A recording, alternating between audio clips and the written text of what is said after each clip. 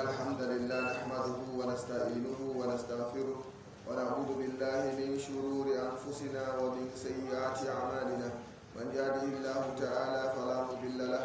ومن يضلل فلا هادي له وأشهد أن لا إله إلا الله وحده لا شريك له وأشهد أن نبينا محمدا عبده ورسوله صلى الله تعالى عليه وعلى آله وأصحابه ومن استنى بسنته واقتفى أثره إلى يوم الدين. وبعد، فقال الإمام النووي رحمه الله تعالى: الحديث الثالث عن أبي عبد الرحمن عبد الله بن عمر بن الخطاب رضي الله عنهما قال: سمعت رسول الله صلى الله عليه وسلم يقول: بني الإسلام على 5: شهادة أن لا إله إلا الله وأن محمدا رسول الله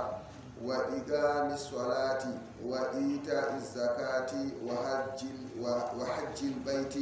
وصوم رمضان. رواه البخاري ومسلم. الحمد لله إن جت الله سبحانه وتعالى بفوني كماكو وفوني هندي بوها درسير ميرن نيابرنا درسير نيابري عن الدفتر 40 النووي. الحديث الثالث حديث التكبر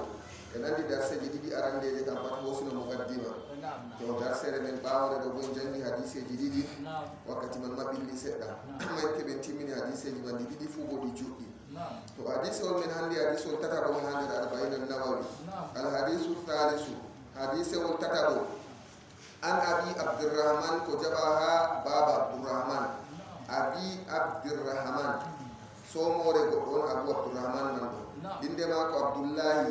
ibnu Umar ibnu al-Khattab. Abdullahi ibnu Umar ibnu al-Khattab ɗum sahabojo tedduɗo masitinta nder sahabojo annabi sallallahu alayhi wa sallam, ɓingel Sayyidina Umar. Abdullahi ibnu Umar nan ɗo o goto nder nantama abadil en woɗɓe ɓe mbiyata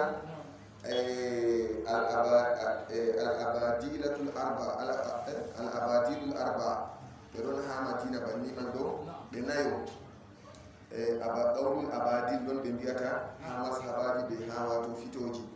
Abadil en man ɗo Abdullahi en kadi abadil jamu Abdullahi al-abadilul arba'i ɓe ɗon ɓe nayo abadil en man ɗo Abdullahi ibnu Umar man, Abdullahi ibnu Abbas, Abdullahi ibnu Amr ibn al-As, Abdullahi ibnu Zubair, Abdullahi ibnu Mas'ud wala nder maɓɓe ɗo ɓuri lollugo. To ɓeeɗo ɗo to ɓe potti ɗo konngol Abdullahi ibnu Mas'ud o maayi law o mawɗo bo nder dow maɓɓe. ɓeeɗo ɗo limta ɓeɗo ɓe pat ɓe nayi ɓe neeɓi masitinta ɓaawo annabijo alayhi salatu wassalam. ɓe neeɓi ɓe mari ande, ɓe famarɓe ɓe mari ande masin. yahi warti ɓe ɗon fita, yahi warti kamɓe juuti kama kamɓe sammoni moodiɓɓe man. Abdullahi ibnu Umar mari hadiseji kulleɗo faami bo. Abdullahi ibnu Abbas banni man faami bo moodi bojo fiqhu hazihil umma tedduɗo masitinta. Abdullahi ibnu Zubair banni man ɓe pat ɓe famarɓe Abdullahi ibnu Amr ibn al-As man bo banni man ɓe pat ɓe famarɓe. ɓeɗo ɗo ɓe nayɗo to ɓe fotti dow haala daga wakkati zaman nan ɓe mbiya qawlul abadi konngol wato Abdullahi en. goto nder maɓɓe man Abdullahi ibnu Umar man bo kadi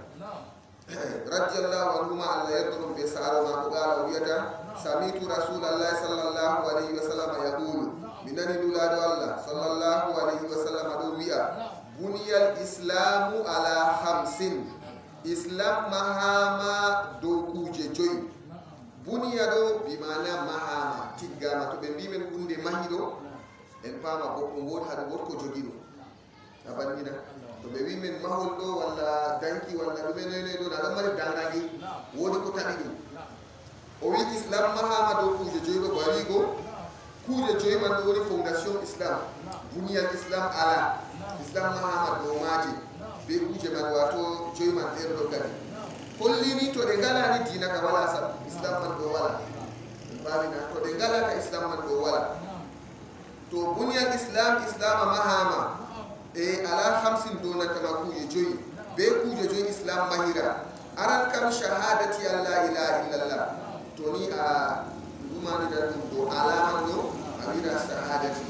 to usura istisnam ko fa inna shahadatu an la ilaha illallah wa anna muhammadar rasulullahi wa iqamus salati wa ita'uz zakati dolan banibo amma de alado ko kuma ne do shahadati allah ilaha illallah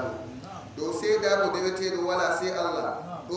go habbarum jabarum hande bernde mako dum tawhid yon wodi tingo jomira subhanahu wa ta'ala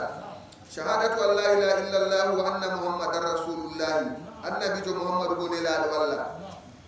gotel cika kuje ɗiɗo kana to naɗum sendirta ko gotel cika kuje ɗiɗo to ngakki asli man samma goɗo ko silmugo ma silmay ɗiɗi ɗo kam ɗum kanjum nastinta goɗo dina deweteɗo wala sai allah muhammadu bone laaɗo mako to jottaka a julɗo kadi ɓawo man a juula a suuma a hijja a hokka zakkato a ɓen jawdi wondo to a wala bo wona ɗo tabitini ɗum kam modi ɓe mbiyo ko a wala bo wona ɗon haɓɓi nder ɓernde ma to a ɓe ka a waɗan bana zakka ɗo wona nder nafsu ma ɗo andi zakka ɗo ɗum farilla aɗon haɓɓi nder nafsu ma yayinde allah hokkima jogaɗe pat a hokkan zakka ɗo e banni bo fahinta hijjuɗo bo aɗo haɓɓi ha nder nafsu maɗa hijjuɗo ɗum hunde wato farilla islam aɗo haɓɓi bo a hokkan to allah hokkima jawtiɗo bo a hokkan hen kam wato a hijjan a hokkan bo zakka ɗo en baɓina to shahadati allah ilaha illallah o seedaɗo deweteɗo wala si allah wa anna muhammadan rasulullahi annabijo muhammad bo nelaɗo allah wa igami salati ɓe ɓoosago julde julde ɗo nde ɓoosete hadise won nden sali nde hadise jibril no go na limtan nden na nde annabijo alayhi salatu wassalam jibril nde emi mono e ɗume o emi mono ahla islam sika ahbirni anil islami na banni o wimona yeccamde ko woni islam kam na o wimon tashhadu an la ilaha illallah o limtani muhammadu rasul ɓawa man kadi o limtani kuuje ɗeɗo ɗo man ɗo modiɓɓe ɗon mbiya foti imam nawawi rahimahullahu ta'ala o waddi hadisol ibnu umar ɗo je gondinta hadise jibrilu ha to je sembidinta na je gondinta je sembidinta hadisol jibrilu go fayinta na ɓawa man annabijo alayhi salatu wassalam na ibnu umar na mo andi wari ɗo na umar wiyata allah wa rasuluhu alam o wiyata jibril fa innahu jibril e o wari ngaw andina mon tina moɗon ɗo man ɗo ndaɗo deɗe ko jibril man wari jangguinɓe kadi annabijo yecci ɓe hende feere buniyal islam wala hamsin shahadati an la ilaha illallah wa anna muhammadan rasulullahi wa igami salati ɓe ɓoosago julde bo julde ɗo nde ɓoosete ɓoosa e wa ita zakati ɓe hokkugo zakka bo to goɗo ɗon mari jogaɗe hitande firliti to hunde je deɗe sei hitande firita hunde feere ko emata ko hitande sei to firliti kuje zakka kuje feere daga to a heɓini a hokka zakka ko hande a heɓi janggo bo to a yiɗa hokka zakka bana wasarde ɗo to a wasi hande deɗe ko hokkata zakka ni janggo bo to a wasi deɗe ko hokkata zakka a hokkan zakka ɓe famina banni rema bo nde a ufti fu a hokkan non tan e wa atu haqqahu yawma hasadihi to ɓawa man kadi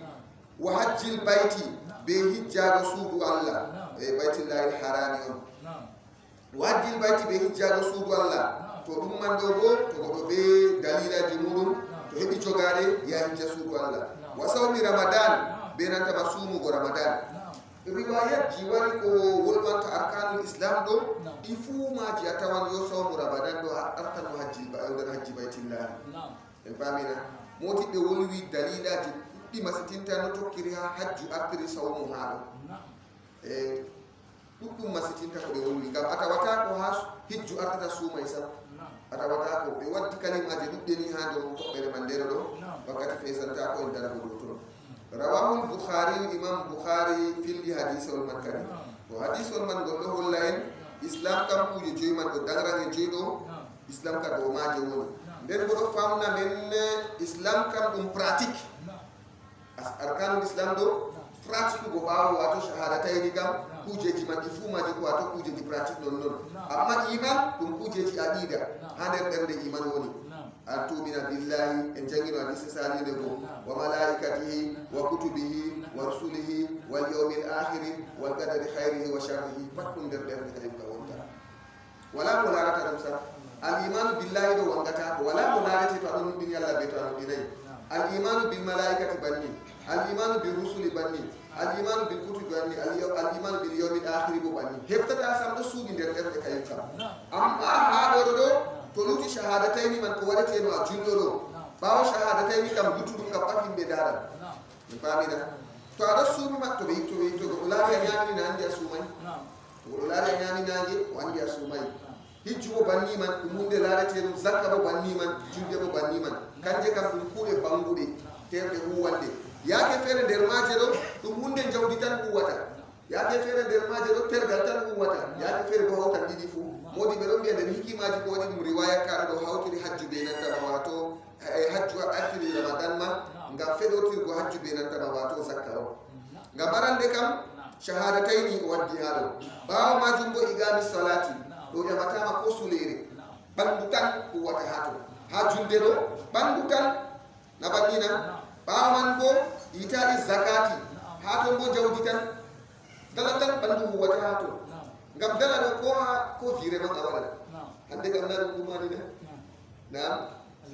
ɓe ɓakke talaka en ɗo to nde a andi ɓe non ɗo ko aɗon mari ha compte maɗa to a jirani moni a hokkimo zakka maɗo a hokkay mona yamata pratique ɓandu an tan keten noyne ɗo en paami siɗe ɗum jawdi man ɗon noon tan to ɓawoɗo hajjil bayti yillago suudu allah ba hawti ɗiɗi fuu kadi hijjuɗo jawdi ɗon ɓandu bo huwan ɗum tala ɗo huwa aɗo laara kuugal hijju kam ɓandu ɗo huwa ha to hi hawti ɗiɗi fuu suumay go bo kayum bo wato waɗigal terde bana je julde go en paamina kayum bo wato nankago nafsu non noon tan nam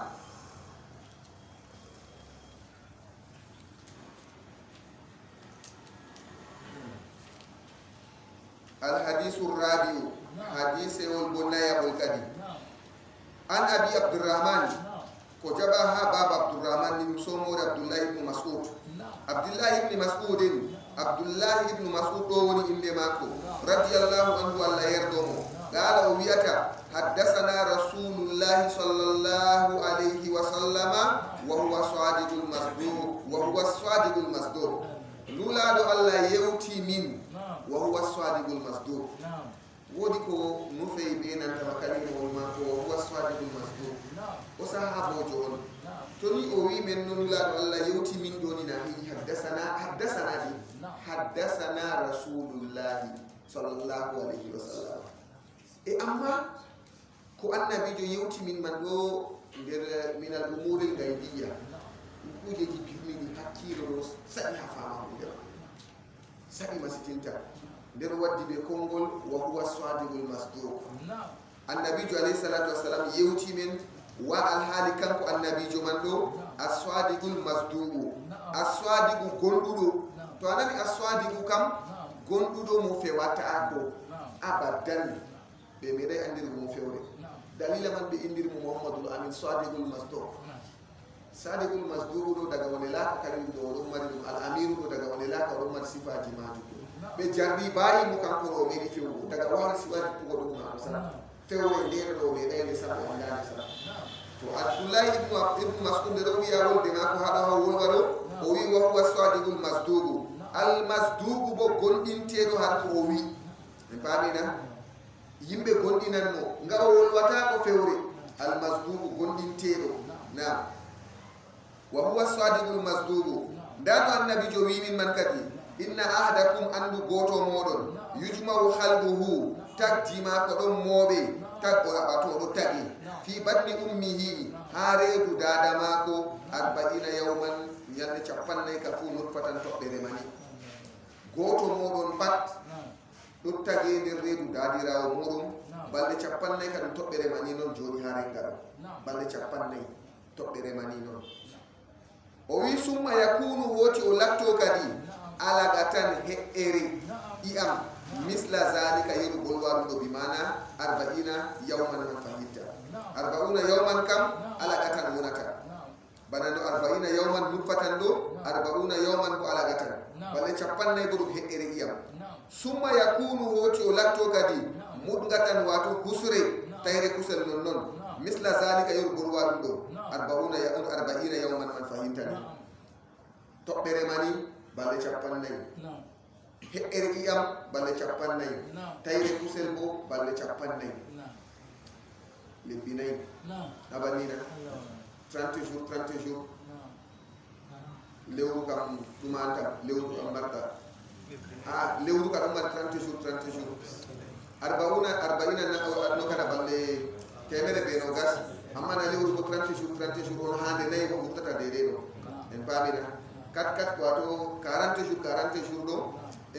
to hawti ha tati ɗo nayi 120 ɓurtata to lewru ko ɗo mari 30 jours banni man do kay ka do takat muwa bawo kat muwa do kadi annabi jo iccata men dere ko iccata do kadi summa yursalu ilayhi woti nele faade e mako al malaku malaika jo kadi fayanfuhu fihi ruha fayanfuhu se malaika jo go fufa fihi hedi mako go arruha yonki kadi malaika jo go se fufa yonki hedi mako na wayumaru malaika jo go umre bi arba'i kuje nayi kalimatin kalimaje nayi kadi malaika jo do umre be nantama kalimaje nayi bi kadbi rizqihi bi windugo risku mako oɗo ɗo nda ko heɓata risku mako daga nder ɓeɗuɗaɗa mako to ɓi adamajo yaari heɓan kam amma o heɓra haram jawal mako waɗi non ta o rumaji o heɓata haram ɗo na geɗal mako sa wallahi geɗal mako jawal mako on hokkimo haram wala no tokkirta heɓa ko Allah e ɗayno goɗɗo zamba ɗo zambiri pat hujjata pat waɗa rikici mako no watta pat ko Allah yiɗi mo ɗo heɓata jawal mako warta hokkiramo dow lawol haram to o deƴƴiti o nubbini Allah o muyiɗo Allah hokkano dow lawol halal amma nde o jawono o yaha o ga uftagal hokkere haram ta o ɗuma sappo heɓan ko Allah e ɗaymo daga nane ma Allah ka yiɗi mo amma Allah muyanimo o sumban be majum sawa uftira ɗum gal hokkere haram ɗum ɗum windama timmi wa yumaru malaikajo umre bi arba'i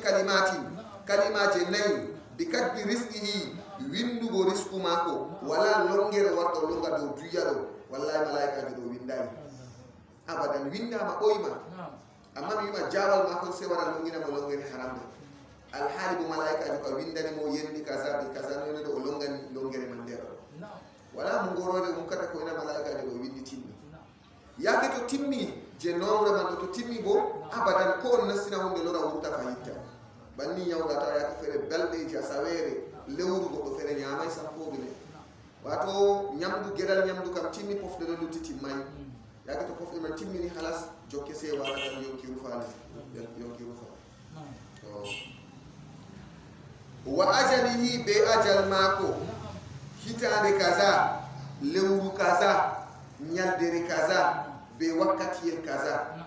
ler be ko minute seconde o pat ɗo windi wakkati man to yettini konterɗo dara ko moy ngendam muɗum ɗon limiti ko a yiyata en ɗo hiiri weeti jottana keñana na hande ko yettina en ɗo ɓaɗita alahira on banni en ɗo journée man en ɗo tagga balɗe en a yiyata o jotta keña ɓe ɓuuri dayugo ɓe alahira dininta hande ɗo en ɓesdi waɗitiggo alahira fayin balle usti fayin jango bo to tawi men ni balɗe golori usti fayinte ajal ɗo en ɗo dilla ha ajal men on banni hiiri weeti ɗo yara men ha ajal men o to a yi hiiri weeti ni balɗe usti ɗo min ka hilnatami be goɗɗo mo wiyata fetan anniversaire tun mi wolwana hunde ɗo wallahi oɗo hilnami masine nane luttane gono duuɓi sappo no heɓa o maaya sey nduɓu itti lutti jeenayi o tappa kelle kap illayna nden to mette hitande ɗoɗo firiti fayinta o loro tappa kelle ma lutti duuɓi jeɗati tan mo fasita ngam ɓe nananamo duuɓi cappae jeɗɗi bo ɗon feta anniversaire ma nabannina hitande feere kam luttanimo nduɓu man cikata jotta kam ɗum dernier bougi ma kam moɗo jala bo o ciki duuɓi cappae jeɗɗi e gelle cappae jeɗati e gelle o mofta yimɓe oɗo tappa kelle kap ase hitande man tawtatamo iseni en mbiya gongale wakkati man ɗo to andi hitande man maya o fetan anniversaire ma Allah o fetan to andi hitande man ɗo ɗum dernier année ma to o fetata abadan amma o anda kanko o laara duuɓi ɓesdi kadi o anda be ɓesdugo duuɓi ka hujja ɗo usta ha yeeso Allah yende daragal na a yeeɗi ha duuɓi cappa e jeegoɗo ɗume a huwi kam duuɓi cappa e jeeɗiɗi ɗume a huwi duuɓi cappa e jeɗati ma aɗo jala aɗo tappa kellelo ɗume a waɗani lahira bo ɗo goɗo numata haala man na o balɗe ka ndane ɗo na balɗe ka ɗuɗɗe e toye kuuɗe bo kadi wakkati man to a wimo noyi haala kuuɗe ni o jurginan haala bougie yo pat wata e adamajo ɗon maya on balɗe mako on ɗo timma ɗo kanko bo oɗo jala ɗo na ɗum hunde kusaɗi oɗo ɓarita habrire on jahangal mako o hiiri weeti ɗo ɗo yaramo ha gida mutuwa yende go hirani ase o wetatako yende go bo wetani ase o hiratako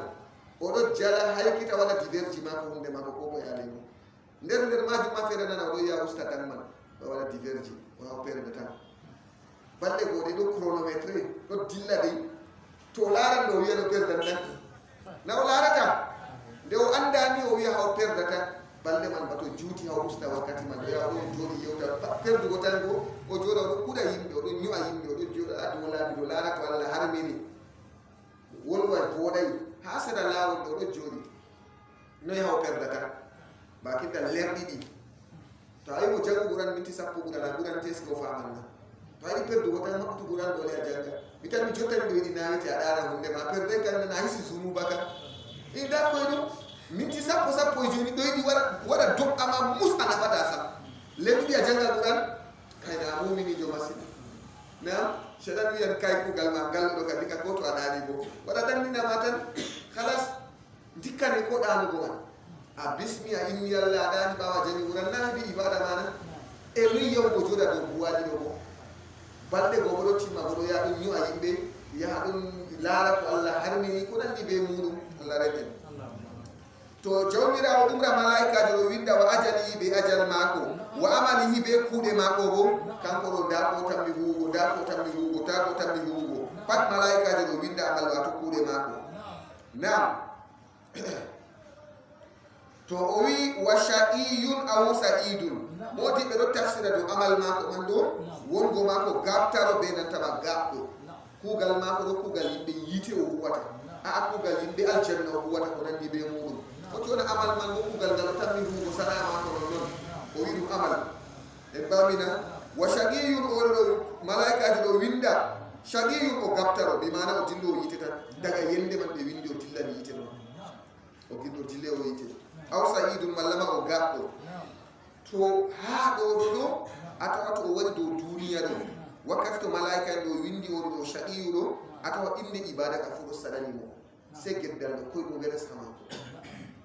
koye ɗum weres ha mako geddal ɗo koye ɗum weres ha mako goɗɗo bo to ɗum laara ko wakkati noon to daɗi ɗum ɗo suna ɗum yahanayi ɗum sam amma kanko bo yimɓe to ɓe yimo ha julurde ma kay hande wayni ha julurde hakke ɓe yiyatamo mere ha julurde o hirna yimɓe sam to yimo ha julurde sakkontama to ɓe gimo a babal jangirde ka tulluturu kadi na ko waɗi kuuɗe mako ɗe mboɗayi sam kuuɗe mako ɗe mboɗayi sam Allah rene Allah andu to hokkontimoɗe woni annabijo alayhi salatu wassalam wiyata ha balfere ma minkum min ahadin goto nder moɗon fu wala illa qad kutiba maq'aduhu finnari aw fil janna ila al janna aw finnar goto moɗon fu wala ko enayo e joɗorde ma ko windama imma ila al janna imma ila an nar goto nder moɗon fu wala koyna joɗe muɗum windama nder imma min al jannati imma min an nar o yiyata ko on yiyata ɗo on ɗo waɗa tokka lawol tan sahabo en ɗo wiyata mo ya rasulallah nden kam isan nattakino min acca wanada on amala min acca kuugal man jotta kam min tugane déjà daga reedu dada amin ɓe windi timmi na goɗɗo yiite ɗume suhlata amin kadi jotta ka ase ɓe windi ɓoyma ɓe paari goɗɗum na sahabo on wimo way ya rasulallah jotta kam nde windama timmi kam ɗume kadi goɗɗo takkata yara moy annabijo alayhi salatu wassalam wi ka imalu fa kullum muyassaru lima khuliqa lahu huuɓe goto on fuu moɗon kala moɗon pat koynanaɗo faade ɗum ko taga ngam moɗon to goɗɗo muminijo ɗo ata kuugal muminel koye ɗum hamako ni gam habdu hu kuugal bongal fa kullum muyassarun lima khuliqa lahu ko moyjo fuu koynanaɗo faade ɗum ko taga ngam moɗon goɗɗo go ma kuugal kalɗugal coɗoɗo koye ɗum huugo hamako mbaɗo goɗɗo ɗo goɗɗo ferna sahlay hamako sam ko kete o numata ko nde ɗiɗi sam o mbari ɗo ma o somi o yiyata ko sam andu ko mbargo ketugal ɗo no sina hirsa ɗon noon ɗo a wawanna yaake feere ko ñuugi ko cufu non noon ɗo noyi ha mbaɗa ɗum ɗo noyno ɗum ɗo kama cufi gatan ɓe yaake feere ba buuɓi ɗo jom dewtan ɓe buuɓi ɗo gadata to goɗɗo ha mbara buuɓi ɗo mere ɗum a wiyata ɓaruta mbar aɗa andi ɗo ko mbargo yonki kay bo ɗon mbari yonki noon amma goɗɗo go mbargo goɗɗo ɗum o mbara haala hunde bo o sappo feere kama mere tan ngaaba ɗon noon yahanaymo ɓe hayidiri non noon tan bano kuje koɓe kamana goɗɗo mbari goɗɗo ɗon kam koye ɗo ɓeres Allah reni to annabijo alayhi salatu wassalam wiyata e wa shaqiyun aw sa'idun o wi fa wallahi allazi la ilaha gayruhu fa فوالله بمنورك إندي الله الذي لا إله مدويته ولا غيره كلوتيمو كلوتي الله كبد دويته ولا إن أحدكم أن بقوت مول لا يعمل والله هو بأمل أهل الجنة كوغا يمبي الجنة دوبي هو كوغا يمبي الجنة حتى ما يكون بينه وبينها حتى هاني ما يكون بينه وبينها إلا زراع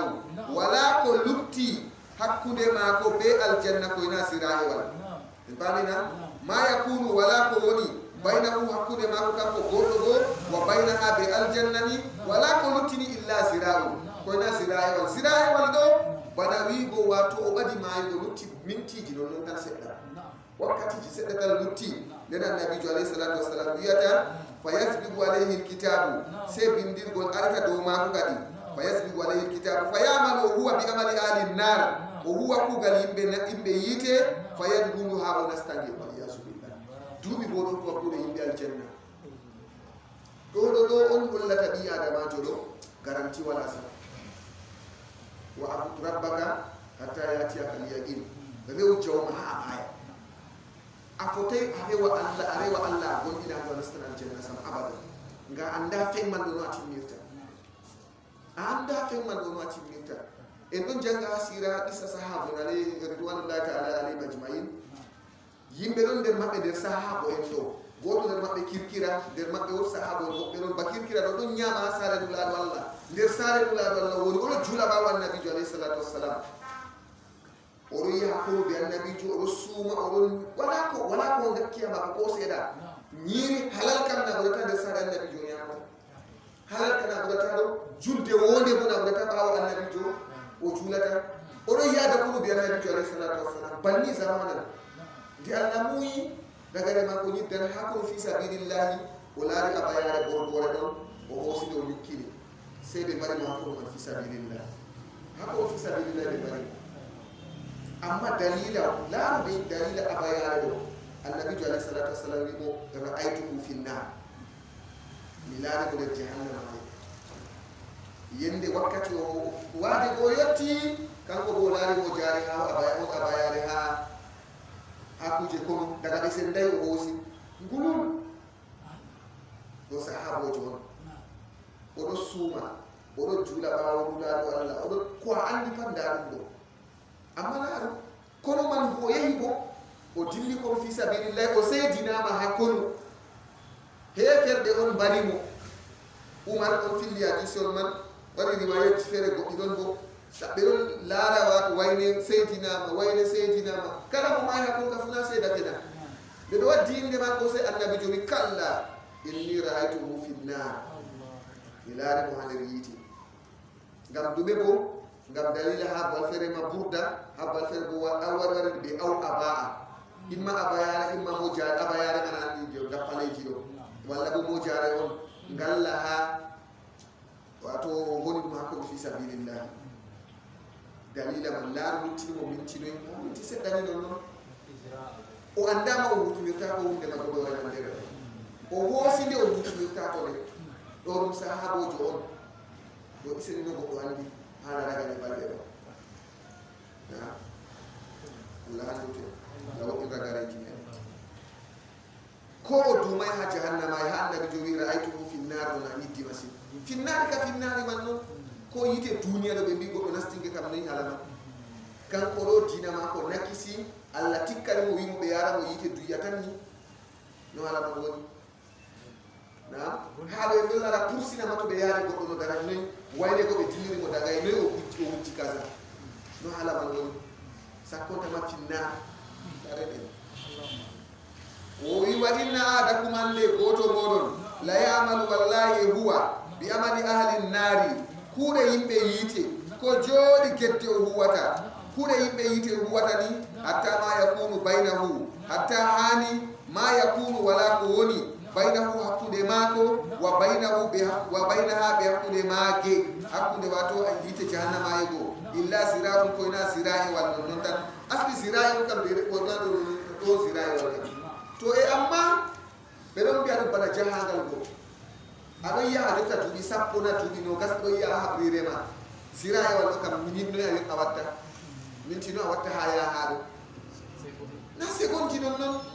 o ɓaɗi maayi goon ngam jahangal a yahata a duuɓi noyi aɗa yaha jahangal man ko luttanima ha distance man ɗo zira e wal on luttanimo na ɗum seconde tan en jiyata o ahir lahasa ha ngeedam maako to ɗum man ɗo wala ko lutti illa zirawol fa yasbiqu alayhi lkitabu se deftere nanema wato deftere ma windi o goɗɗo yiite on arita dow maako kadi en paɓɓe ko goɗɗo aljanna kadi ha goɗɗo kugal yimɓe yiite huwatano fa yasbiqu alayhi lkitabu bindirgol arita dow maako fa yamalu o huwa bi amali kuugal ahli ljannati himɓe aljanna fa yadkhulu ha o nastange o nastaka kadi aljanna o nasta aljanna kadi oɗo ɗo bo kuuɗe makko yidduɓe corot ko huwanno ɗum man bo ha yakki caka waɗi miraran wa takladan ha nder sahaba en man ɗo goto nder yimɓe nder sahaba en man ɗummi ladde e go ɗummi dayi ɗum nani annabojo wari ɗon madina ɗon waddi diina yimɓe ɗon silma ko nandi ɓe muɗum o wari ɓe puccu makko alla ɓe ngeroba makko o yetti ɗo annabijo ɗo jooɗi de reno riwaya man waɗi hadiso man goɗo naari salihina ɗo amma ngol dayi seɗɗa o jippayi ko nantama puccu makko o jippayi oɗo jooɗi dow maago imma puccu imma ngeelo ko o waddi oɗo jooɗi dow maago o jippayi sam o waɗi o tawi annabijo alayhi salatu wassalam o ƴami annabijo haala diina annabijo yestini yeccimo kalimatu ɗo o silmi annabijo yeccimo ko woni dow maako julde suumay farillaji woni dow maako ha toon man ɗo o wi o ɓesdata accu hadisol goɗɗoyama o wi ɓesdata o sota oɗo man ɗo banni ha nder hadise on man ɗo wato annabijo yeccimo farillaji ɗo oɗo wiya toni wala toni o huwi farillaji ɗo wala ko Allah ƴamatamo wala ko Allah ƴamatamo wakkati man ɗo hadisewol man ɗo o wayliti ha o dilla seno keɓe walnaje ha kosgal joɗata ha gelogo walla ha o joyinta kosgal ɗo keɓe walɓe heɓere ɗo se banni go glisi ha dede bana ɗum to moto walla mota waskurga wiyanno pédal ha dede kosgal makko jotta go ɗum man awƴa o dilla go se banni go morsiti o doƴƴi o maayi hato o ke feere mutlaƙan o doƴƴi o maayi wa ɓaawo jaɓu kalimatu shahada o silmi ha yeeso nulaaɗo allah alayhi salatu wassalam duuɓiiti bo ɗo rewa law mi wi ma yo ɗo haadi waya ka wardirɗo o jippayi na anndi kemɓe jamal ka haaɗi min kama mi meeɗa nango jeyrinda banni kam se ha ɓissa maako ɗo kanko feere maako ko jippugo o jippayi nde allah muyi o do'a na o yiɗi jippugo on dey allahu alamu nde allah muyi o mayan hatton ɗo man ɗo morsiti o doƴƴi heɓere man ɗo ɗon sababu man ɗo morsitini se o doƴƴi ha toon ha o dilla malla ha o jippa allahu alamu amma o wari kawɗo jooɗi ɗo puccu walla ngelogo maako non bo o mayri ɗo ab sababu ragare ngenam maako banni nder maɓɓe bo goɗɗo feere waɗi hakkoru man ɗo wi annabijo alayhi salatu wassalam mi silma fodde mi haɓana malla mi haɓa ɓawa man mi silma annabijo alayhi salatu wassalam wimo silmu fodde ko a haɓa wakkati man o silmi o lafti kalimatu shahada o juulay o suumay o hijjay ko ko waɗi o nasti yakoro fi sabilillahi wakkati man ɗo ɓe mbarimo hari wayati feere ma wari kanko aran mbaraɗo makoru man o silmi yende man o nasti kono fi sabilillahi o maayi totton annabijo alayhi salatu wassalam wiyata amila galilan ujira kasira o huwi peetel o warjama ɗuɗɗum masinta duuɓi bo o silmayno sam duuɓi bo o silmayno sam o anda diina sam o rewayi sam jota bana ɓeeɗo ɗo kam ha je laɗɗum tan riwaya cahide non ɗo na ko juulugo ɓe juulay amma noyi haala nderagare fooɗi ragare wooɗi ɓe pat maɓɓe ɓe nasti islam noon se mayigo noon man kana ahiru kalamihi kalama wiyata ɗo dahlal la ilaha illallah sige dahlal janna man kana ahira kalamihi na kalamahu dahlal janna la ilaha illallah dahlal janna ko moy mo lattake ragare udero mako kalibol mako lattake la ilaha illallah nasti al janna Allah nasti al janna naam to ko no rawahu bukhari wa muslim imam bukhari be muslim fi hadith wala hadith man go wala min hala ragare wala mo andi be ragare mudum nden bo kayi faɗon jomiraw tagi ɓi adamajo ha reedu dadirawo muɗum zulumati salasa hadde wiɓe tati ton ɓi adamajo ɗo o wurti bo cikidinɗo noppi ɗon gite ɗon jooɗi ha jooɗi kine ɗon jooɗi ha jooɗi hunduko ko ha tayre kusel go ton ora foora wurtina ha tayre kusel go ha tayre kusel go ko andi pat ha ton wurti ha ton wurti ثم رددناه أسفل سافلين لقد خلقنا الإنسان في أحسن تقويم ثم رددناه أسفل سافلين تطول بتاعي كسر جوميرا وتجربي آدماجو باو من بجوميرا ونورنامو هذه دين أول نكرة الحديث الخامس بني مسجد نعم حديث والجويابون عن أم المؤمنين وجبها دادرا وجلبي أم عبد الله داد عبد الله عائشة واتو بيتي عائشة رضي الله عنها الله يضرب قالت أبيتا كان رسول الله صلى الله عليه وسلم مولاد الله صلى الله عليه وسلم لك قال رسول الله صلى الله عليه وسلم من أحدث في أمرنا هذا ما ليس منه فهو رد النبي عليه الصلاة والسلام يتا من أحدث كومو يومتي أم المؤمنين دو روضي النبي من يتا أم المؤمنين أمهاتهم وأزواجهم أمهاتكم ودادي رادي مورو واتو تيري رادي ماكو دادي رادي مورو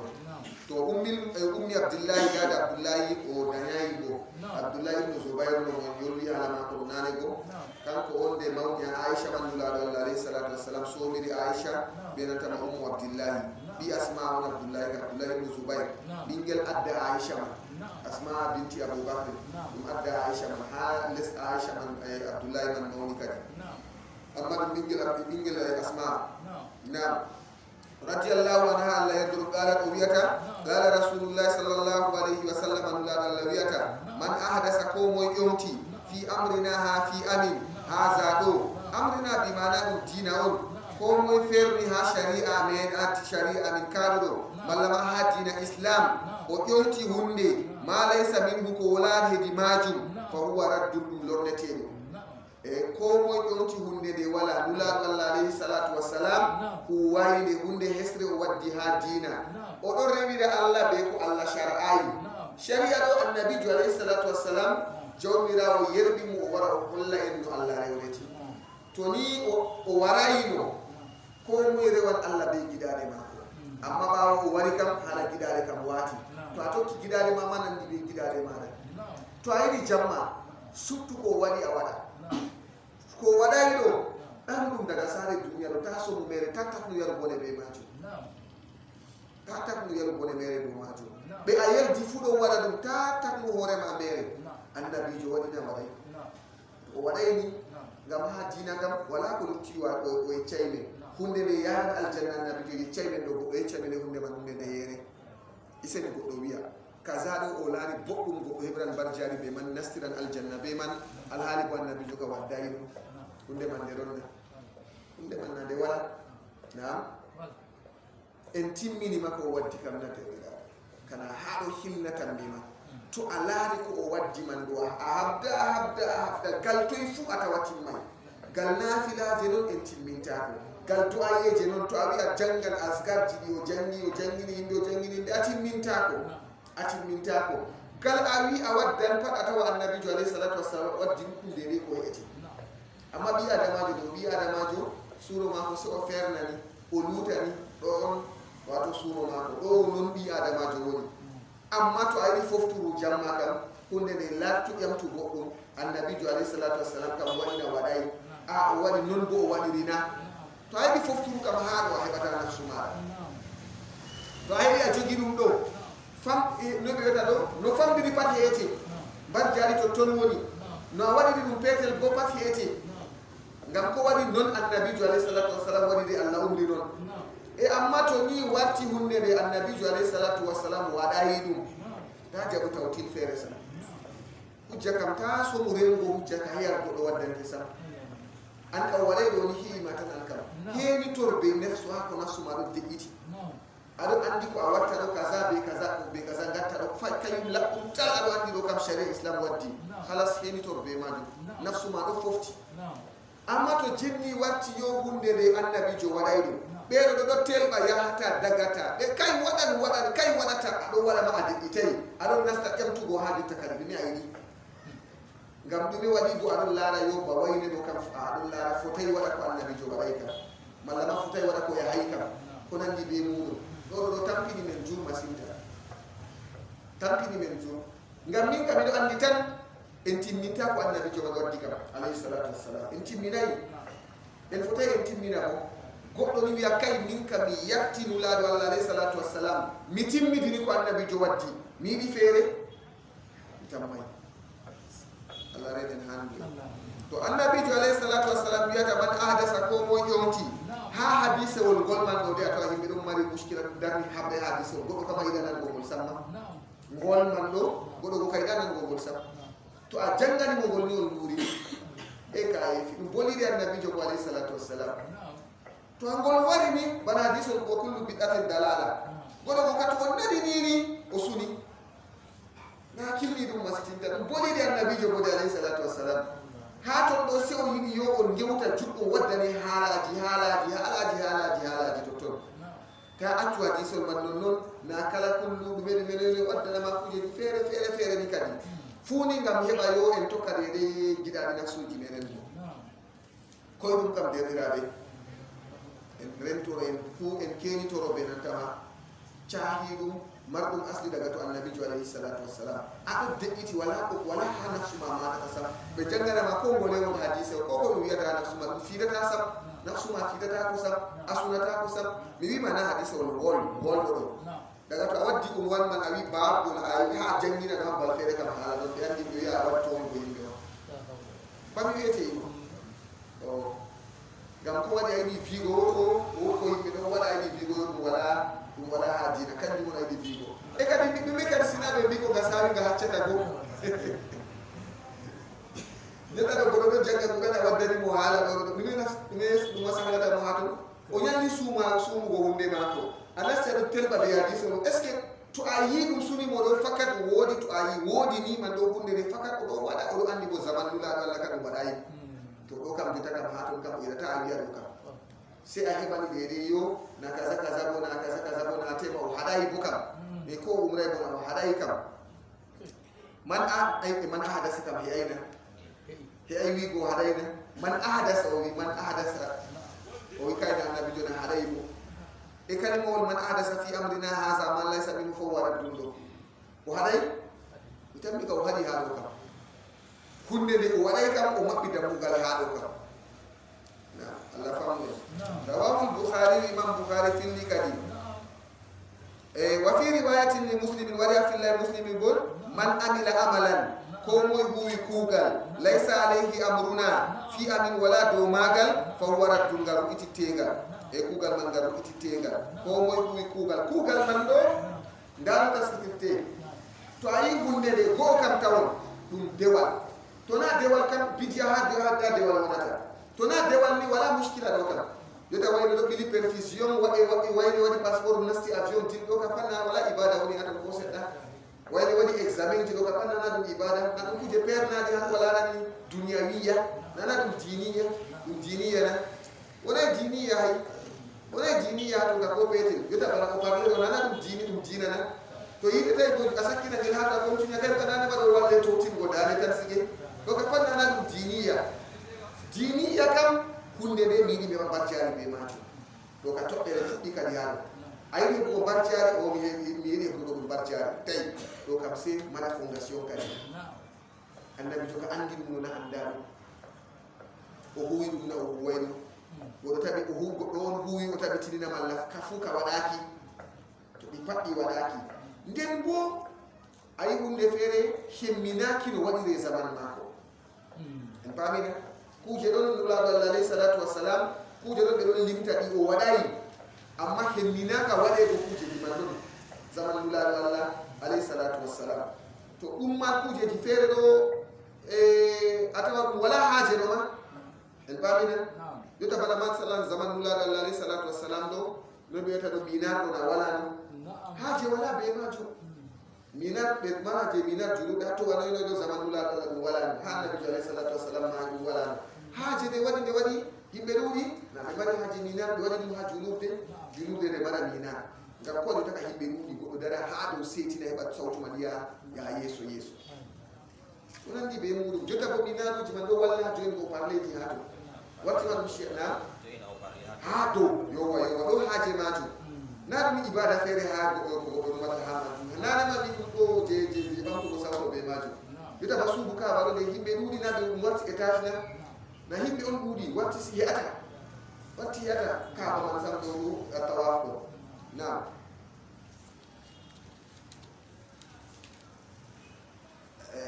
الحديث السادس الحديث السادس حديث الجيغو يابون أنا أبي عبد الله وجباب عبد الله النعمان بن بشير نعمان بن بشير رضي الله عنهما على يد نعمان بن بشير قال ويتا نعمان بن بشير من أران داي جلنا باو هجرة ها أنصارين كوين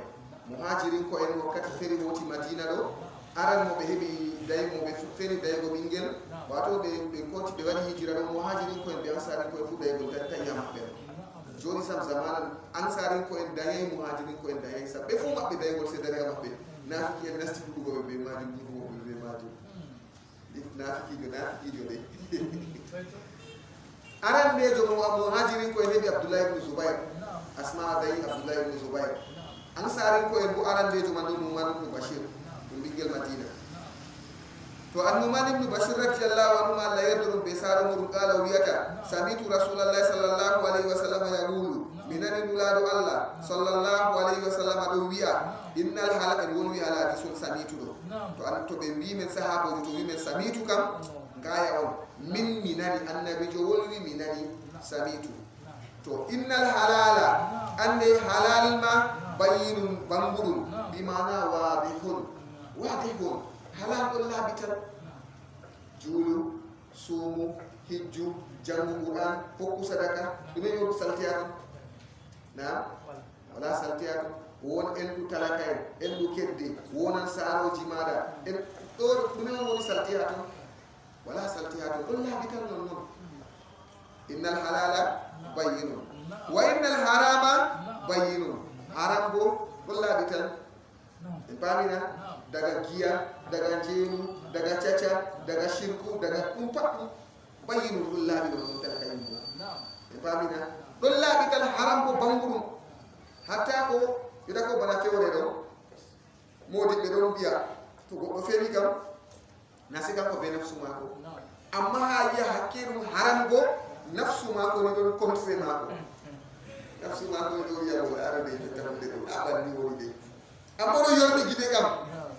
do yorni gite amma der nafsu mako do nafsu mako yerdai to akenti mo naamdo o do to akilo sanje hala ko wiyate ma di fama do mo accio mo di fiya sedda na bani ko do labai wotto pani kata mo sedda to akle to ne bi sedda o do nyaaya hore nini gallo ne to abe anke bodu to akla ya wala to apiyeji mo sedda nini to lorni tinini to akle kam a hefta yora gite do fere ko a hefta ko kana ya fiya deftere funa be yo fiu deftere yo fiya do fiya ko gide yori ngan ko yali do bi adama jo na o wi wa innal harama amma be man fu de ndem nafsu ma ko ko contre nafsu ma ko contre ma ko no o yori ni ayata do yori man non do humputo do yala boni à l'intérieur kam o do humputo be nafsu ma ko be do mal problème kam be nafsu ma ko do kam ngam nafsu ka andi hunde ne afewan nafsu man walwaitan amma intérieur man ko kam nafsu ka do andi do fewre wa innal harama bayyinun wa bainahuma hakkunde maaji umurun fi jiji don dubbi kadi umurun o wiri fi jiji wato dubbi kadi mushtabihatin nandidirdi en pamiske nandidirdi wato kanji kam moti be don bi'a nasti walay do ton en pamina ko bakuje ji wo wana kata moti be don duri hato a tema haram ko nandi be mo lure man bona be bam be wala asli kunde marde asli kam to anen be hujja moti be wadde ma hujja do ton kam ado ka asli don hato amma kujeji goddi do wato to nasti wala hamaju ko moti be man madum mari muskila hato bere maju pamina to o wiyata kan kujeji goddi bo umurun mustabihatun fi jiji don wato jibdude wato nandidirdi masitinta jibduji on mustabihatun do jibduji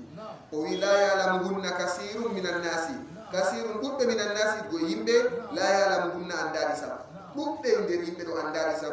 annabi jo wi fagani taga ko moy renti at shubuhatin jibduji man do fagadi istabra li dinihi haqiqa o labbini dina mako wa irtihi be nedda ko mako o labbini dina mako be nedda ko mako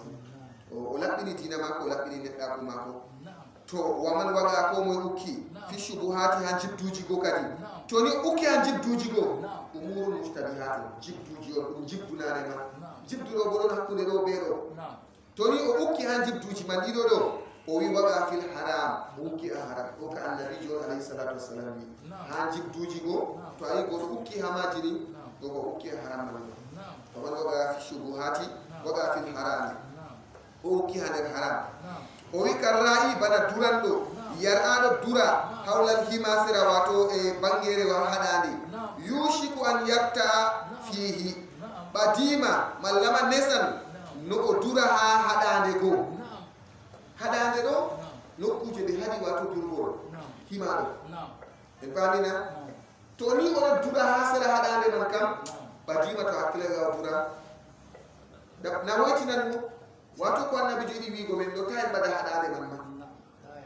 ta ɓadu daya haɗande man ngam to a ɓadi haɗande aɗan hakkude na da na'ima nda haɗande an aɗa dari hakkude na'ima be haɗande wakkati to a hakkitini seɗɗa nini nagge wari ɗumani ɓoyma e nagam a ɓadi e to a ɓaɗayno ni e to a ɓaɗitini aɗa hisino kay mo wiyata kadi waman waɗa ko mo ukki fi shubuhati a jidduji waɗa fil harami ukki a haram o wi karra'i bana duro o yarɗaɗo dura hawlal hima sera wato e haɗande bange haɗande yushiku an yarta fihi nesanno o dura ha haɗande man ndeɗo ɗo kadi ala wa inna li kulli malikin himan ala nane faami wa inna li kulli malikin ɗo ande ɗo wodani lamɗo fu himan haɗande ala wa inna himallahi ala nane faami wa inna himallahi haɗande allah maharimuhu karminaɗi mako ba en andi lamɗojo on ɗon mari haɗande muɗum to a duri ha haɗande ɗo ni ɓe nangete ha bani haɗande lamɗo wi yotaɓe durana ku kasaɗo waɗi ɗum haɗande lamɗo en pamina to ni a duri ha ton ni fakat ɓe nangete kam ɓe amandete mo ɓe amandete mo to oɗo wiya kadi jawmirawo bo ɗon mari kadi kala lamɗo fu ɗon mari haɗande ala wa inna himallahi nane faami haɗande allah kam maharimuhu karminaɗi mako allah to harmini ɗo ɗo bana lamɗo bo wita durego allah bo wita waɗay kasa dayteɗo to ala wa inna fil jasadi ala nane faame wa inna fil jasadi ɗon nder ɓandu mudgatan husre tayre kusel ɗon ha nder ɓandu ɗo isa salahat to ni nde woɗi salahal jasadu se ɓandu go ndu woɗa kulluhu kala maru ndu fu maru tayre kusel ɗo to nde woɗina ɓandu go ndu fu maru ndu woɗa wa isa fasadat to ni tayre go nde ñiddi nde halli fasadal jasadu ɓandu go se halla se wonna fasadu ɗo wonnugo ɓandu go ndu wonna kulluhu kala maru ndu fu maru ala wahiyal qalbu ala nane faame wahiyal qalbu wato kayre woni ɓernde ɓernde ɗo to nde woɗi ɗi adamajo o woɗa ɓernde nde to nde ɓalwini o wonna sam ha ɓernde nde hunde woɗi wayne laaɓa ɓernejo a tawa o woɗi masin amma to wayne ɓalwa ɓernejo ko oɗo dayta o wonno ɓernde man ɗo to nde woɗi ni goɗɗo man ɗo woɗi woɗi go ɓernde ɗo bo kañum ɗon wongata ha terɗe ɗo to ɓernde man nde woɗi ni a tawa goɗɗo hisi ɓernde ɗo honnejo ɓi adamajo ɓerɗa amma muskila ɓernde se be inde allah ɓernde tigititta lekki mare se jangirde se wasu tum allah wi annabijo wi allah wi annabijo wi tum ɗo kam nde yeeɗan amma to ɓernde yennanata ko qalallahu qala rasul nde wata mus nde turwa nde mara salti wala ko nde waɗata nde watta nde juulata nde yankinta nde ñama haram nde sambat wala ko nde waɗata amma to aɗon nana allah wi annabi aɗo habda ɗo ka ɓe nafsu mama aɗo habda a welnata sam to aɗon selani a welnata sam nafsu ma ɗon ɗumani noon tum ɗo wasinti non noon ɗoɗo ɗo ɗum lekki seɗɗa kulol allah ɗo ɗo fiita nder ɓernde ma seeɗa seeɗa aɗa kula ɗo woni wonno ko ɗo aɗa mata nder nafsu maɗa amma to ni inde allah nanatake ɗo nafsu man atawa ɗon yoori non nafsu man atawa ɗon yoori non ko ko yaali ɓernde man ɗeɗon yoori non goɗo juulay ɗo watta ko ɗum ko ɗume nanana pumpuɗo nata goɗo juulay magari ba écha bo yetti jotta ɗo ko ko yaali ɗum ɗo dogga siika tan ta anama wotkunde o latta woni ga o juulay tan ɗo nande o suuliti fo o juulanna nde o timmini pompo man ɗo pat o yaha o juula nam e waade bo muyane kadi nam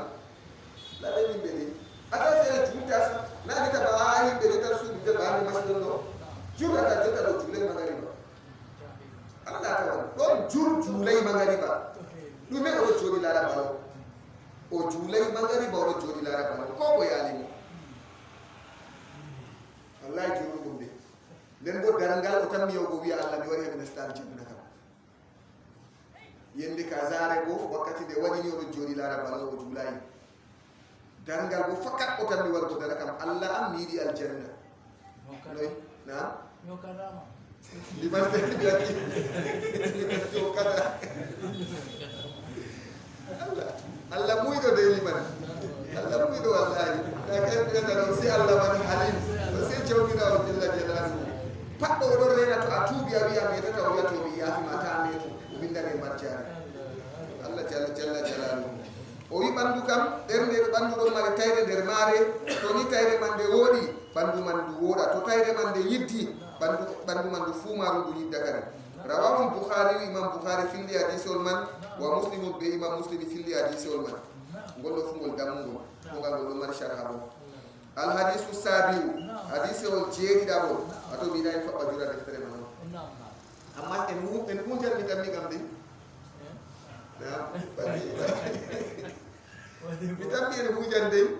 na mi jitima be mante man dirkano daga be inna mal amalu bin niyati go amma to mu jar ka takre do ta jangu wal sene go do ta ne bi no en darni no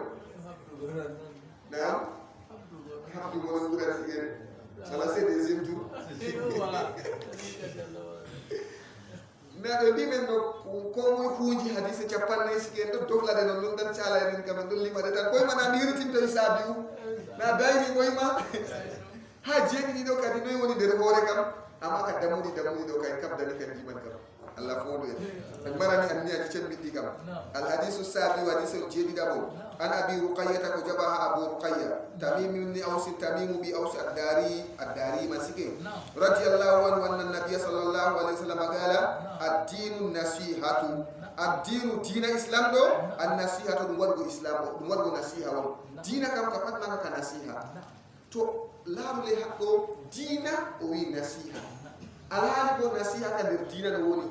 o wi addinu as-salah o wi addinu as-siyam o wi az-zakat o wi al-iman billahi de o wi addinu an-nasihatu dina do nasiha on annabi alayhi salatu wassalam o wi ata o hokama jawamiul kalimigo hokama wato mubduru wato kalima kala nder kalimaji ka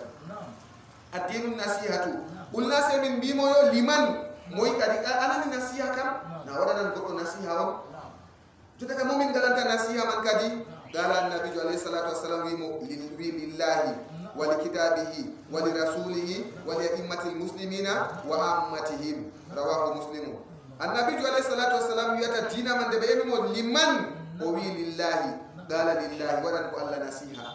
wadan ko Allah nasiha do to ata wata Allah ha wadan nasiha nasiha wal arande wal mapindi wal awodi tina Allah subhanahu wa ta'ala wala wala tasi'a Allah wa ko pal hawtan ta ma do anna ad-dinu an-nasiha lillahi wa lana Allah nasiha en pa misiki iya wala Allah nasiha tauhid do moni takangal man sam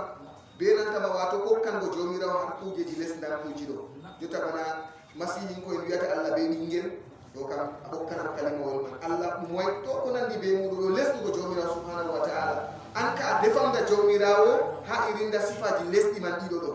en paami sike bana yahuda wiyata yadullahi mamlul na bandi be biyata na yadullahi mamlula sike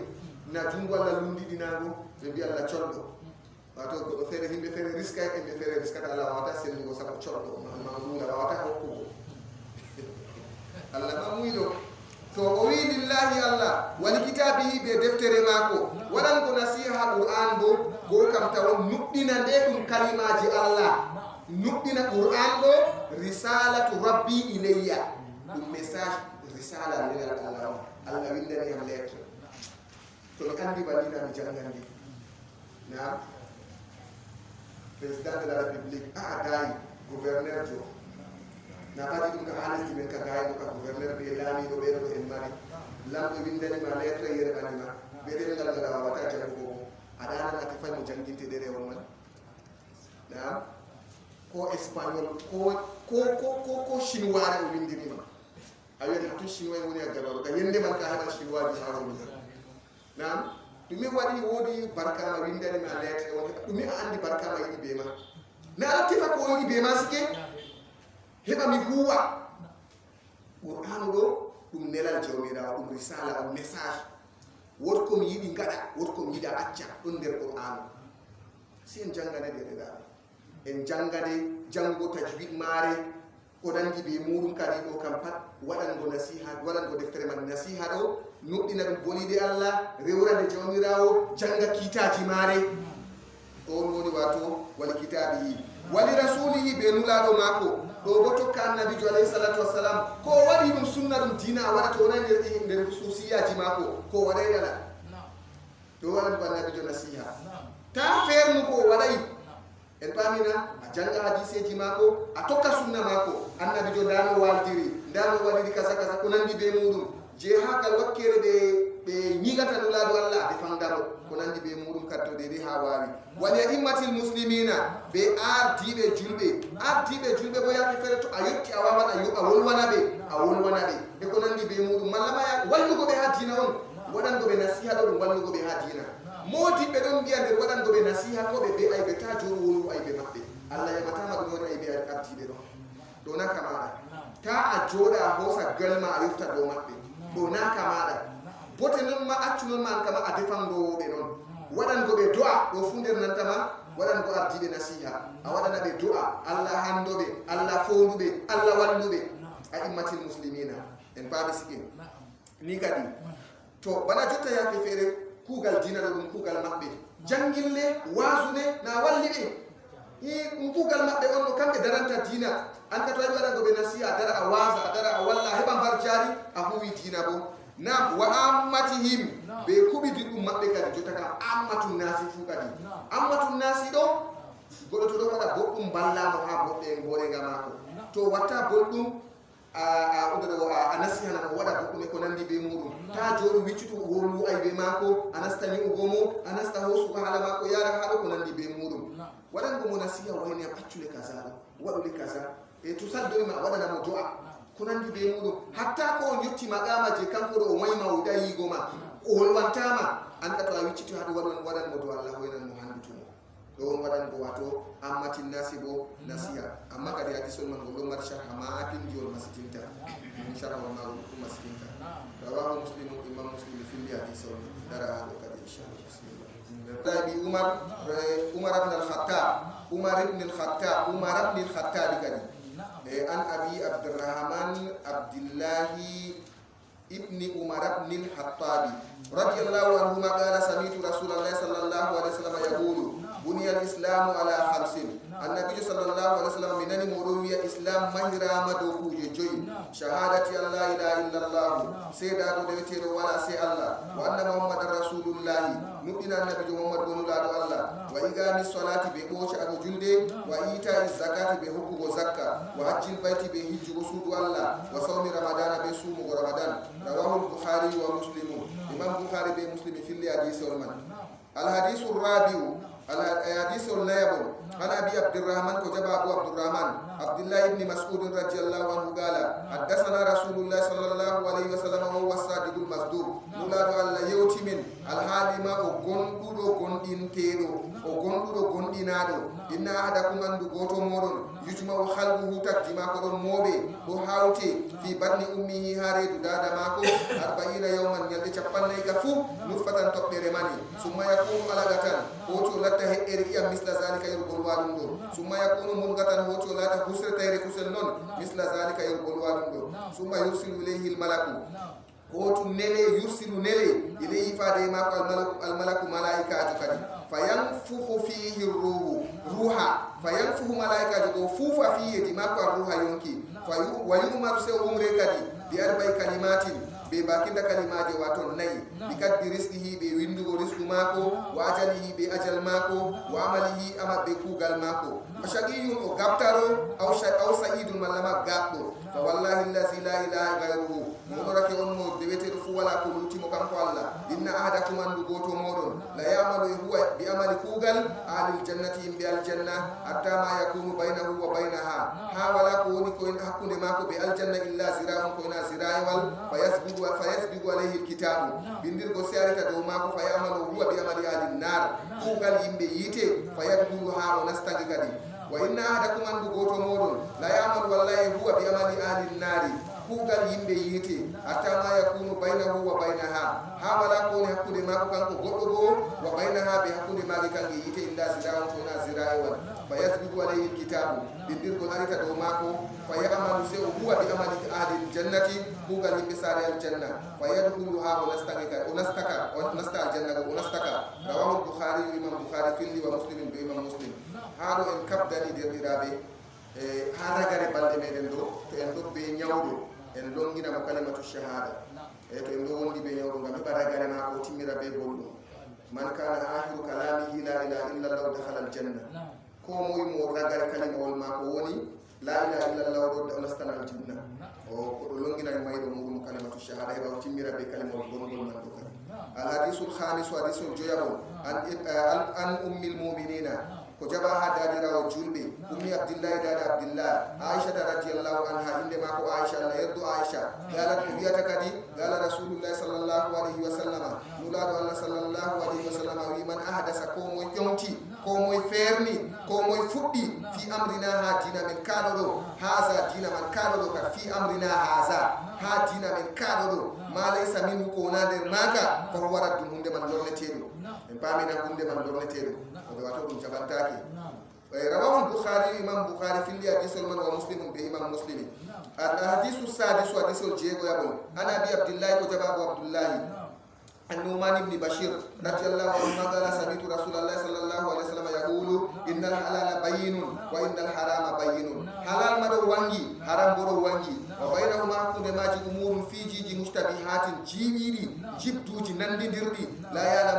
يعلمهن كثير من الناس كثير من الناس ويمبه لا يعلمهن أندادي فمن اتقى قوم رنتي الشبهات جبتوجي go فقد استبرأ لدينه حقيقة والبرد نك ولبني دين ماكو وإردي بنداكو ماكو ومن وقع قوم يؤكي في الشبهات جبتوجي وقع في الحرام وأكي الحرام كالرأي بنا درو يرآن الدرا حول الحما بانج الحرام يوشك نسان بديمني أن يرتان الدرا فيه حرام قولي ألا وإن لكل ملك محيما ألا ندي فامي وإن لكل ملك دورو دنكال لم نفوه من حرام ألا وإن هم الله أندي حرام الله محارمه كرمنا دماغو ألا وإن في الجسد ألا ندي فامي وإن في الجسد دون هذا البند بي آدم أجل مهنغة تيري إذا صلحت توني تيري دي ودي صلح الجسد بند ودا كله كلام عارف وإذا فسدت توني تيري دي وني فسد الجسد بند ونا كله كلام عارف ألا ندي فامي وهي القلب كيري ونوني دير كدي